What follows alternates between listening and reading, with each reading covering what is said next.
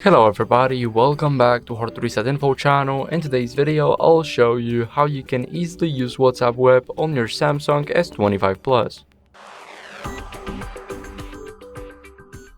So first, what we need to do is log in on our browser. And how we do that is pretty simple. What we need to do is open WhatsApp on our phones. Now go to menu and now click on linked devices. Here we click link a device, now click OK and allow the WhatsApp to use our camera. Now we need to point it at the QR code, and as you guys can see, now our device is right here and we can use the WhatsApp on the web now.